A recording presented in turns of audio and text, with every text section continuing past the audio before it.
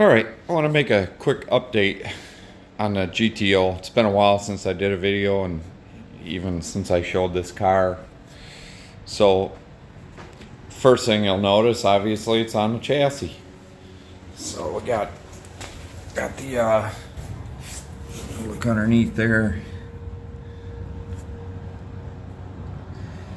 It's all painted.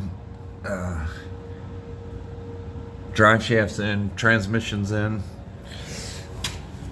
Second thing is we got the engine back. It's all new. Had Pfeiffer's build it. Had 375 horse, 480 foot-pounds of torque. Pretty impressive.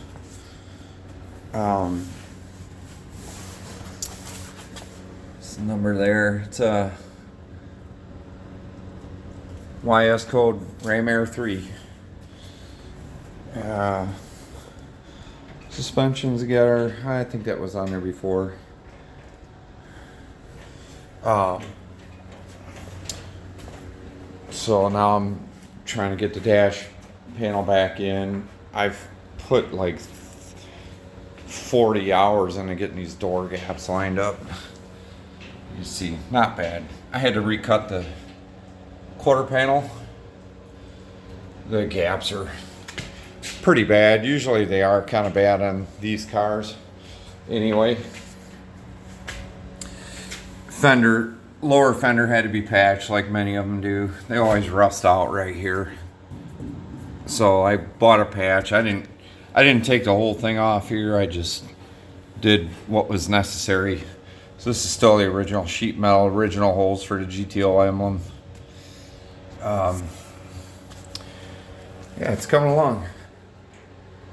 Gaps look good. Open that up. See that, yeah.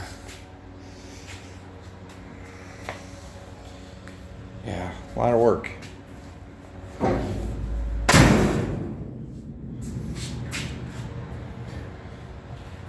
And then go to the other side here. That's a aftermarket core support. And see, this side I have not addressed yet. That's what the R side looked like. Big hole in the fender. Pretty common. That's the original fenders.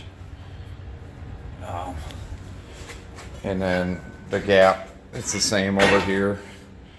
Pretty wide there. You can see this side's not as bad. It's a little more consistent. It's a little tight right here.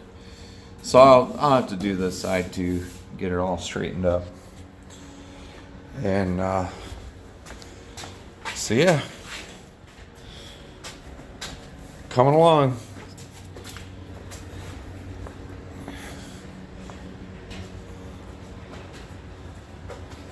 Trunk lid's already been fitted, but yeah, you can see on the side.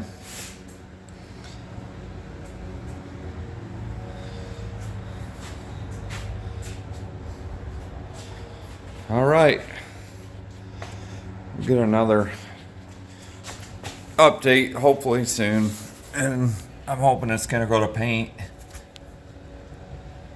I did have some trouble with the rear body mounts here. It's an aftermarket trunk pan. Didn't quite fit right, but all right. Post a new video soon.